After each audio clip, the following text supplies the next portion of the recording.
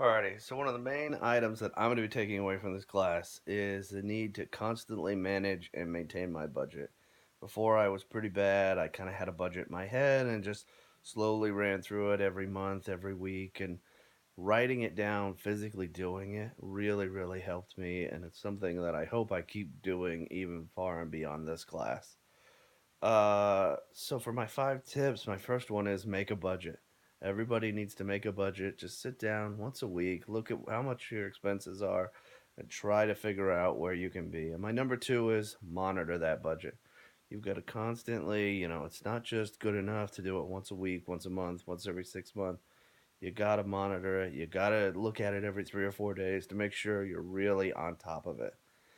But number three is make sure that you've got some fun money in that budget. You really need to make sure that your budget isn't holding you back from doing anything. I know for me, that's kind of how I felt a long time was that, oh, I have to really stick to this. And when I realized that, you know what, my budget is there, but if I leave a little bit of money here for fun money just in case to spend, then sometimes I spend it, sometimes I don't. So I really like that. And the fourth thing tip is don't be afraid when you are hanging out with friends.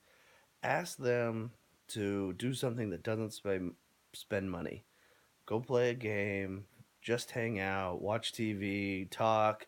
If you want to go drink, buy the bottle of booze for $15 and split it with everyone, and then have your Jack and Coke or your whiskey or your rum or whatever there at somebody's house, and it's a lot less than going out to the bar. And I know a long time ago I used to not do that with my friends, and I just stopped hanging out with them. And finally, they asked. I said, "Well, can we do something that doesn't spend money?" And they said, "Yeah, we don't have to do anything to spend money. I thought that's what you wanted to do." I'm like, "No, I would rather not."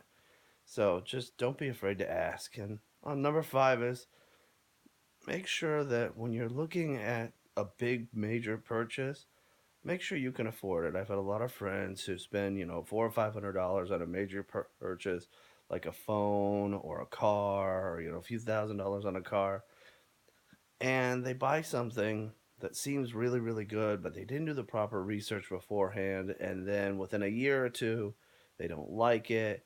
That vehicle or that phone was way too expensive, so now they're spending 60, $80 a month or $300 or $400 a month on a car payment where they could have been spending 150 or $200 and been a lot better off in the long run. And I think that it's something you really need to get something that you can both afford now, you can afford later, and something that's going to be useful across all lots of life and everything that comes up. And I think the most difficult item for me to manage in my budget is the small purchases. Without my budget, I would never have thought about it. And now I really have a good idea about the small purchases in between class that I need to really cut back on and try and do what I can. And I've been slowly making those steps, and I've gotten better throughout the term, but I'm definitely not perfect. And I know it's something I need to just constantly be aware of and be very vigilant about. Thank you.